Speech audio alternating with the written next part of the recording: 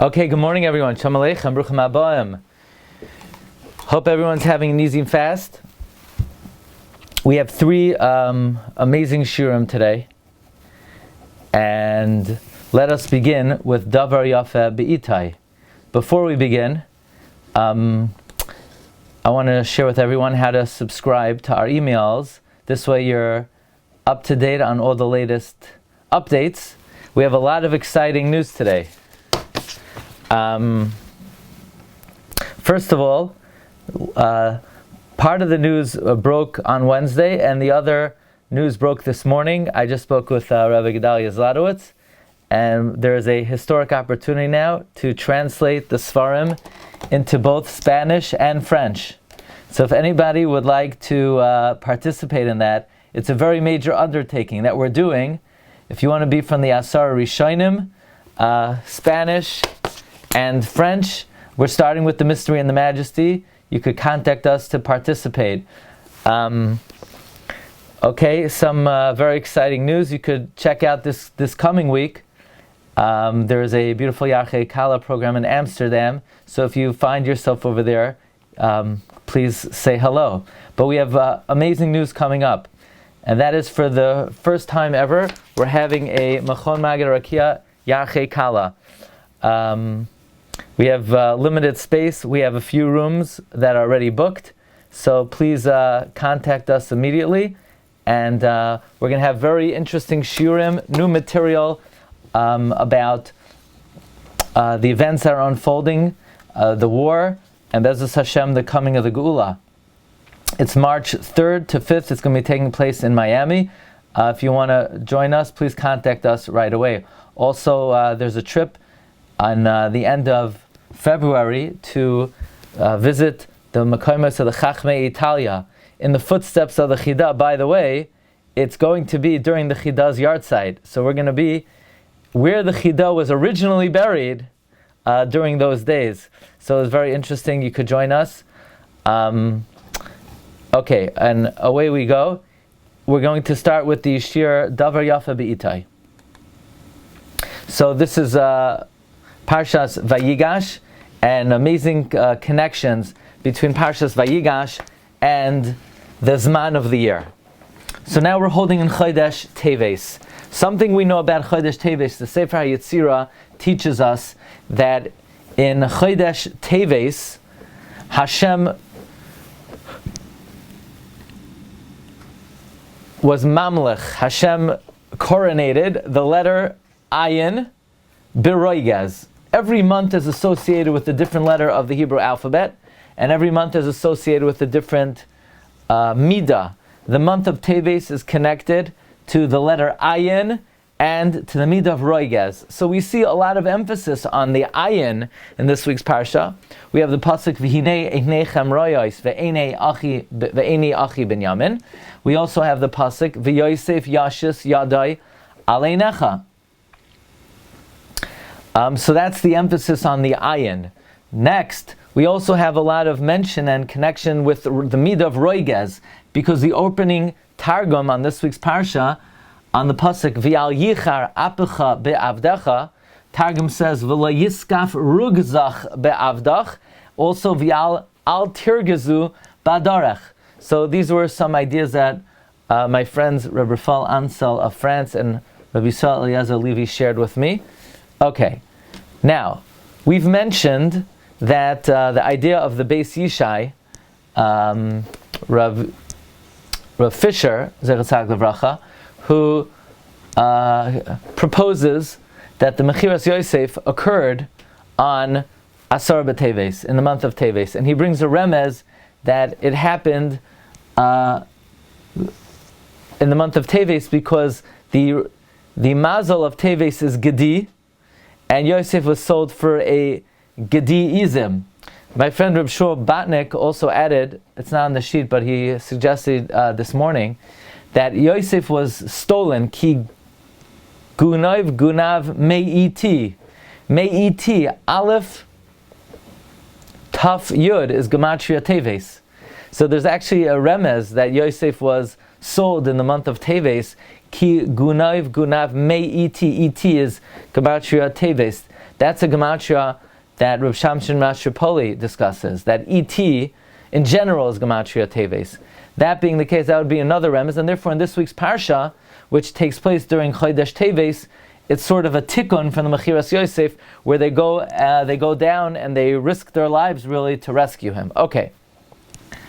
We also know that Vayigash is associated with Chanukah.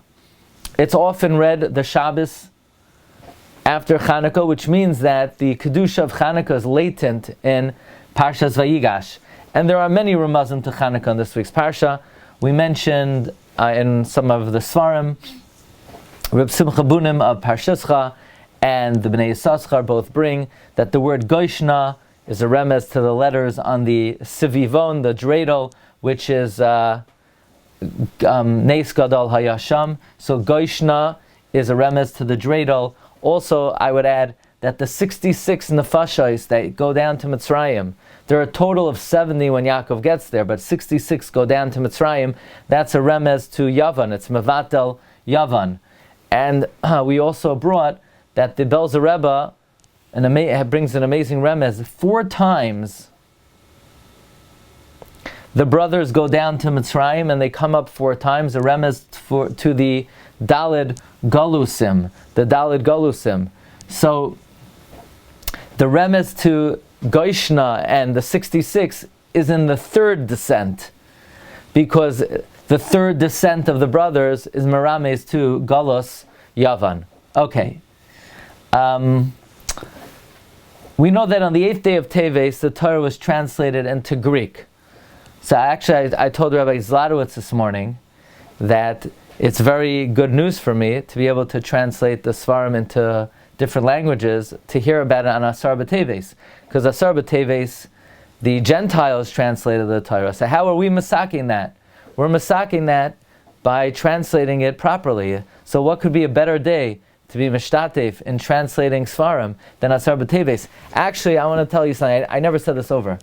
If you look in the Hakdama of the Yalkut Me'am Loyes, Yalkut Me'am Loyes was written by Rabbi Yaakov Kuli, who was the author of the... he really put together the Mishnah L'Melech, and he was a great Gaon, but he sort of gave up his time to write the Me'am Loyes. And he says, if you are wondering, why am I spending time writing about Midrashim for basically the laymen when I could write on a much higher level? He says, who is greater than Moshe Rabbeinu? What did Moshe Rabbeinu do in his time? He translated the Torah into 70 languages. So he says, we need to learn from Moshe Rabbeinu to make the Torah as available and accessible in any possible venue as possible. Anyway, on the 8th of Teves, the Torah was translated by Talmai HaMelech, and it was dark for 3 days. Comes a Chassam Sofer. He says, the meaning of the pasuk in Shiurim, El Ginois Egois Yaradati.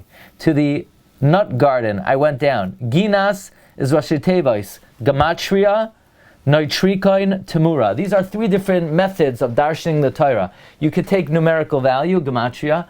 You could take Notrikon. Notrikon is like Rashi Tevis.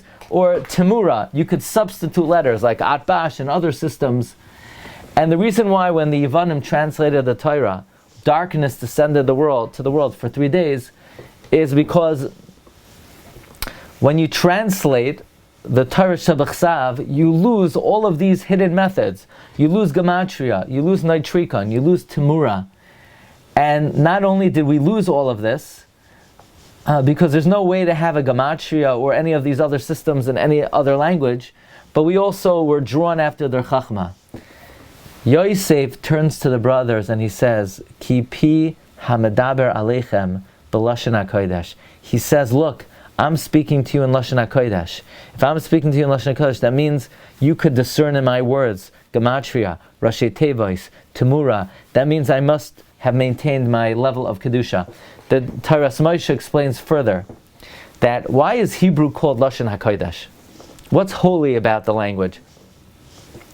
What's holy about it is the fact that it's elusive, that Klal Yisrael forgets it very easily. That shows that it's holy. The fact that we forget it after 70 years in Bavel, says Chasam Sofer, the fact that they forgot it after 70 years, that shows it's holy.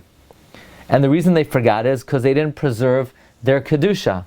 Therefore, Yosef is telling his brothers, look at me. Don't question me. Don't think that I've fallen in Madrega. Ki pi hamedaber aleichem. I'm still speaking Lashon HaKodesh. If I'm still speaking Lashon HaKodesh, that means that I am able to, that I have successfully preserved my Kedusha. One last idea is, we all know the famous comments of the Avudraham. Avudraham says that if Asar B'Teves would fall out on Shabbos, we would even fast on Shabbos. And the Chasam Sofer explains the reason for that is because other Tanisim are just Tanisim of mourning, as opposed to Asar B'Teves, where we're not just mourning, we're asking to Hashem that the cycle of Churban should not begin this year. Chasam Sofer brings an idea from the Mekubalim that every year on Asar B'Teves Hashem convenes and He decides whether the cycle of Churban will begin again. Of course, we know the cycle of Churban begins on Asar B'Teves. Asar B'Teves is when Nebuchadnezzar surrounded the walls of Beis HaMikdash. 19 months later, on Tisha B'Av, the walls were destroyed. The Beis HaMikdash was destroyed. And every year on Asar B'Teves, Hashem convenes with the Bezin Shomala whether there'll be a cycle of Churban this year. What's amazing is that Rabbi Yonasan Eibeshitz reveals that Mashiach will be conceived on Asar B'Teves. So on the one hand, it's a day where the cycle begins, and it also is a day that the cycle could be reversed. Says Chasam Sofer, a remez to this idea of the Avudraham, that if Asar B'Teves would fall out on Shabbos, we would fast even on Shabbos, is the fact that Chazal say that the pasuk in Miketz, Utevayach Tevach V'Hachein, was Erev Shabbos, and then in the morning that they were sent out, it was Shabbos, and on that day, Yosef falls on the neck of Binyamin, and he cries, Ubinyamin bacha al tzavarav.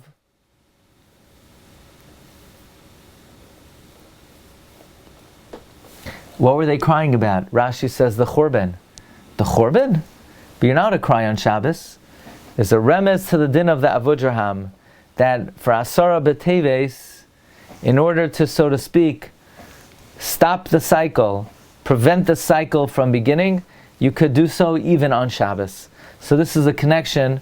My friend Rabbi Yisrael Eliezer Levi suggested this is a connection, according to the Chasam Sofer, to Asar B'Teves and Parshas Vayigash. Okay, Rabbi Say, next up. Recording stopped.